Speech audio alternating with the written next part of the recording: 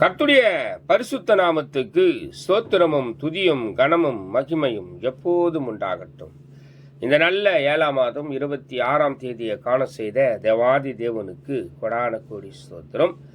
கர்த்தரின் மகிமை ஆத்தும ஆதாயம் சுவிசேஷ ஊழியத்தின் சார்பாக இன்றைய நாளுக்கான சில நிமிட தேவ செய்தியை கேளுங்கள். இனி காலம் செல்லாது, என் ஆண்டவராய் இயேசு கிறிஸ்து வரப்போகிறார்.